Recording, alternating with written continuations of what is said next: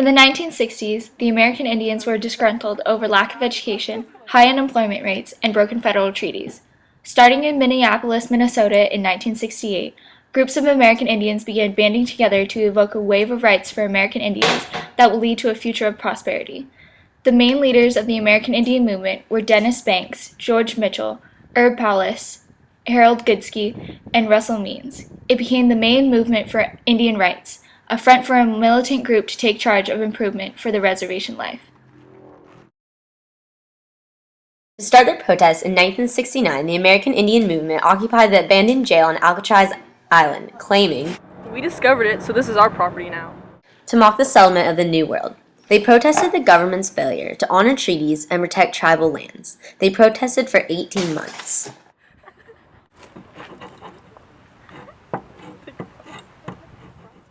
In 1971, AIM organized again, this time at Mount Rushmore. Activists camped on top of the monument, and their demand was simple. They wanted the U.S. government to honor the 1868 Fort Laramie Treaty that consisted of large portions of the Dakotas and Nebraska, including the Black Hills.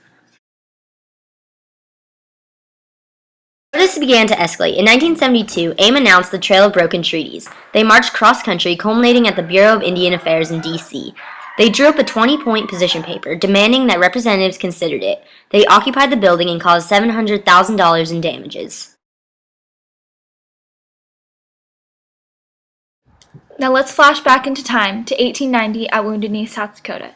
At the time, Sioux Indians organized a ghost dance. With 150 participants, the goal was to ask the gods to eliminate all evil, which would leave only Indians left on Earth, because of their frustrations with the current president. However, it turned close to a riot and federal forces intervened.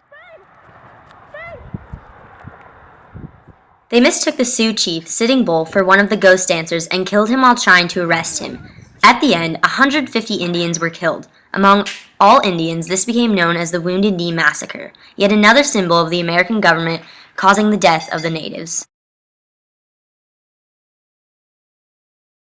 80 years later, in 1973, the American Indian movement chose the site of the massacre as a symbolic area to promote radical changes in the administration of Indian affairs and pressure the government to honor previous treaties that they had violated. In the 71-day occupation, shots were fired between federal forces and Indians nearly every night.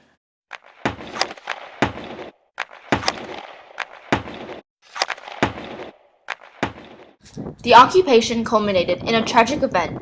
2 Indians, Dennis Banks and Leonard Peltier, were murdered, and 1 federal marshal was severely injured and paralyzed. This ended their protests and was an overall success. AIM achieved the goal of drawing attention to their problems through coverage by the national press.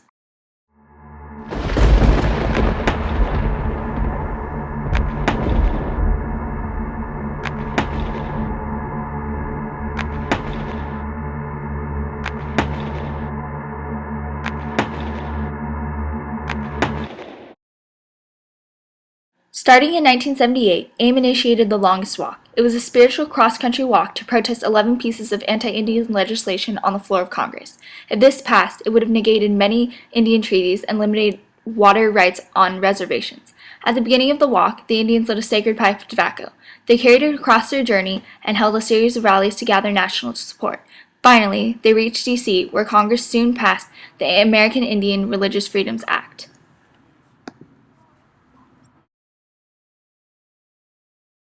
Drawing from past ideas, AIM most recently held the Longest Walk 2 in 2008. Representatives from over 100 Indian nations and also other non-native supporters. They crossed a total of 26 states and protested the preservation of sacred sites, tribal sovereignty, and environmental protection. The American Indian movement pioneered in the establishment of Native American rights into the modern age.